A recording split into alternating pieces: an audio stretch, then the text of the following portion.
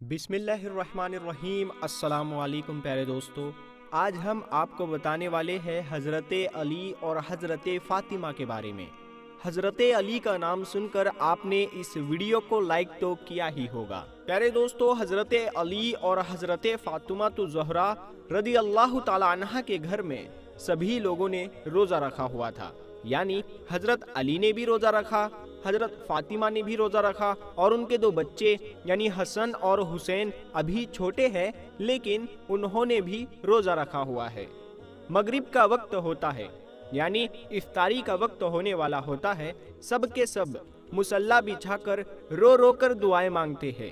حضرت فاطمہ رضی اللہ تعالی عنہ دعا ختم کر کے گھر کے اندر گئی اور 4 روٹیاں بنائی، اس سے زیادہ ان کے گھر میں اناج ہی نہیں تھا۔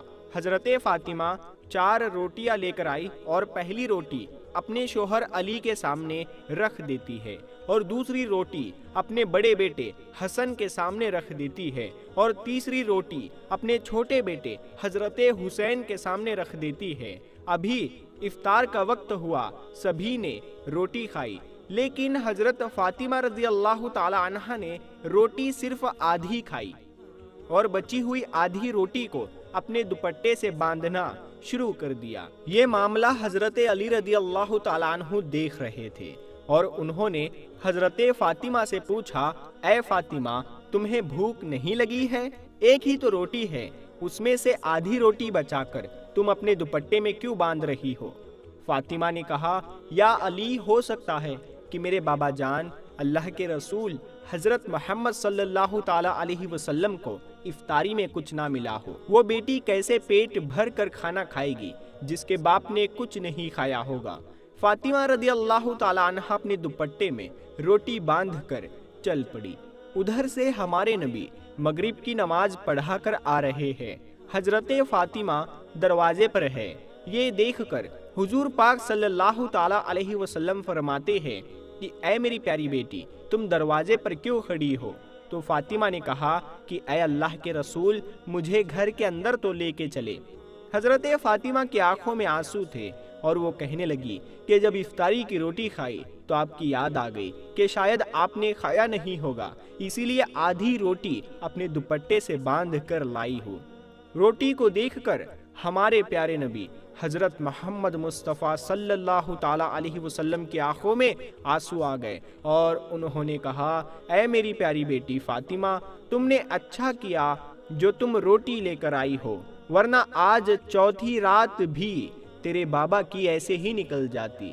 پھر دونوں ایک دوسرے کو دیکھ کر رونے لگتے ہیں۔ اللہ کے رسول صلی اللہ تعالی علیہ وسلم نے روٹی مانگ لی۔ پھر فاطمہ نے کہا کہ بابا جان، آج اپنے ہاتھوں سے میں آپ کو روٹی کھلاؤں گی، اور چوڑے چوڑے ٹکڑے اس کے کر دیتی ہے اور حضور صلی اللہ تعالی علیہ وسلم کو وہ روٹیوں کے ٹکڑے کھلانے لگتی ہے، اور روٹی ختم ہو گئی اور حضرت فاطمہ رونے لگتی ہے۔ حضور پاک صلی اللہ تعالی علیہ وسلم نے دیکھا اور کہا، اے بیٹی فاطمہ، اب کیوں رو رہی ہو؟ تو حضرت فاطمہ رضی اللہ تعالی عنہ کہتی ہے کہ ابا جان، کل کیا ہوگا؟ پیارے دوستو، وہ گنہگار امت ہم ہی ہیں جن کے لیے ہمارے نبی بھوکے رہے اور ہمارے نبی کی پیاری بیٹی بھی بھوکی رہی، اور آج ہم لوگ کیا کر رہے ہیں؟ کل ہمارے نبی کو ہم کیا منہ دکھائیں گے؟ اللہ پاک کہنے اور سننے سے زیادہ عمل کرنے کی توفیق عطا فرمائے، آمین ثم آمین۔ دوستو، اللہ کے پیارے نبی حضرت محمد صلی اللہ تعالی علیہ وسلم نے اپنی حیات زندگی میں 9 رمضان دیکھے ہیں، یعنی کہ 9 رمضان گزارے ہیں۔ 10ویں رمضان کے شروع ہونے سے پہلے آپ پردہ فرما گئے، یعنی کہ آپ اللہ کے پاس تشریف لے گئے۔ اس طرح سے آپ نے اپنی زندگی میں روزے فرض ہونے سے وفات تک 9 رمضان گزارے ہیں۔ آج کی اس ویڈیو میں ہم بات کریں گے کہ اللہ کے پیغمبر حضرت محمد صلی اللہ تعالی علیہ وسلم کی سحری اور افطاری کیسے ہوتی تھی، یعنی کہ آپ سحری اور افطاری میں کیا کیا چیزیں کھانا پسند کرتے تھے، اور ساتھ میں ہم آپ کو پیارے نبی صلی اللہ تعالی علیہ وسلم کی افطاری کا ایک ایسا واقعہ بھی بتانے والے ہیں جس کو سن کر یقیناً آپ لوگوں کا دل خوش ہو جائے گا۔ اسی لیے آج کی ہماری یہ ویڈیو آپ سبھی کے لیے بہت ہی زیادہ خاص ہے۔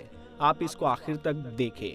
دوستو، حضرت انس رضی اللہ تعالی عنہ فرماتے ہیں کہ اللہ کے نبی صلی اللہ تعالی علیہ وسلم مغرب کی نماز سے پہلے چند کھجوروں سے افطاری فرماتے تھے، یعنی کہ آپ تازہ کھجوروں سے افطاری کرتے تھے۔ اگر تازہ کھجور نہ ملتے تو پھر آپ خشک کھجور سے یعنی کہ سوکھے کھجور سے افطاری فرماتے، اور اگر کبھی خشک کھجور بھی نہ ہوتے تو پھر آپ چند چلو پانی پی کر افطاری کرتے تھے۔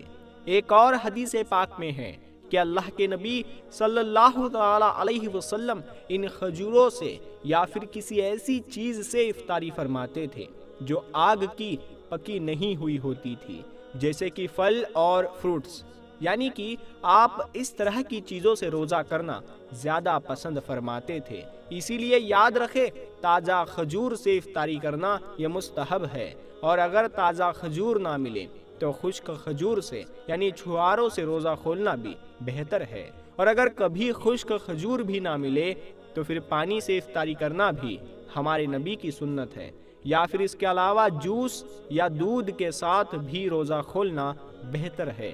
یاد رکھے، اللہ کے نبی صلی اللہ تعالی علیہ وسلم افطاری میں آگ پر پکی ہوئی چیزوں کو نہیں کھاتے تھے۔ اس کا مطلب یہ نہیں ہے کہ اس کے لیے آپ نے منع فرمایا ہے، بلکہ اس کے بارے میں آپ نے ارشاد فرمایا ہے کہ افطاری میں آگ کی پکی ہوئی چیزوں کو کھانے سے معدے کو نقصان پہنچتا ہے، اسی لیے آپ اپنے آپ کو اس پریشانی سے بچانے کے لیے ایسا کرتے تھے۔ مگر آج کل تو دیکھنے میں آتا ہے کہ زیادہ تر لوگ افطاری میں سموسے اور پکوڑے کھانا ہی زیادہ پسند کرتے ہیں، مگر یاد رکھے ایسا اللہ کے پیارے نبی کبھی نہیں کرتے تھے۔ اس کے علاوہ دوستو، اللہ کے نبی صلی اللہ تعالی علیہ وسلم جب سحری کھاتے تھے تو بالکل آخری وقت میں کھاتے تھے۔ ادھر حضرت بلال اذان دے رہے ہیں اور ادھر آپ آخری لقمہ کھا رہے ہیں، اور ادھر سورج نیچے ہوا یعنی کہ ڈوبا، اور آپ نے اپنے منہ میں کھجور رکھی یعنی کہ افطاری کی۔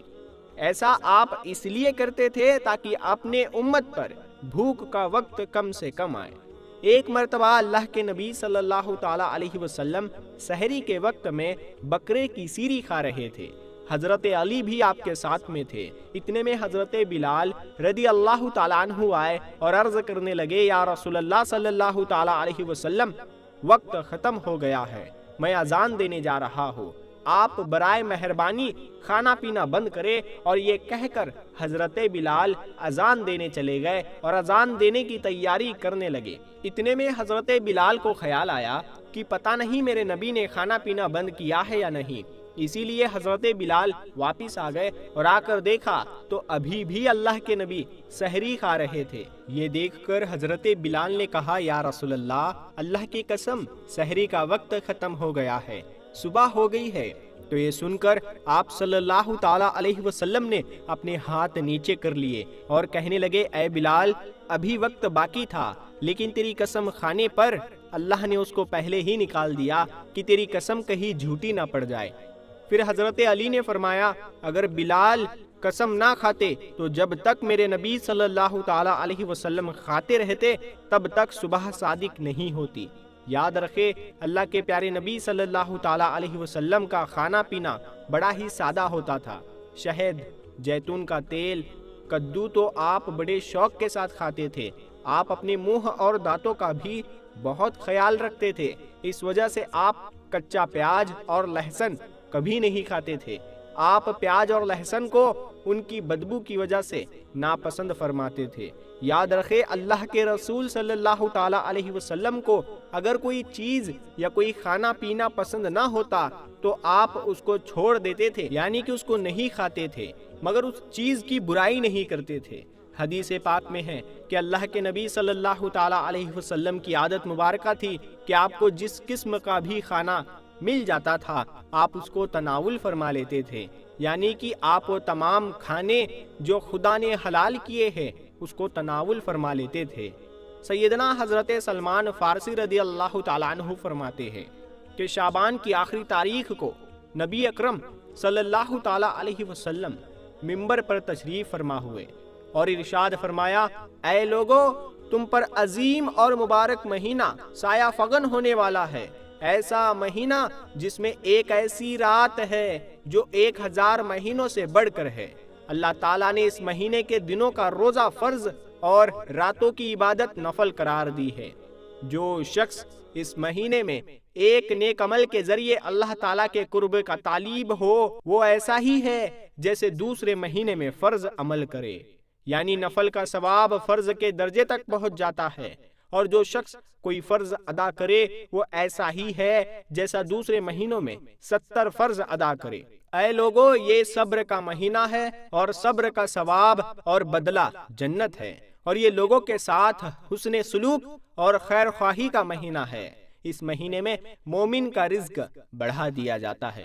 پیارے دوستو، آپ کو یہ ویڈیو کیسی لگی آپ ہمیں کمنٹ باکس میں ضرور بتائیے گا۔ آپ اس ویڈیو کو اپنے دوستوں میں ضرور شیئر کریں۔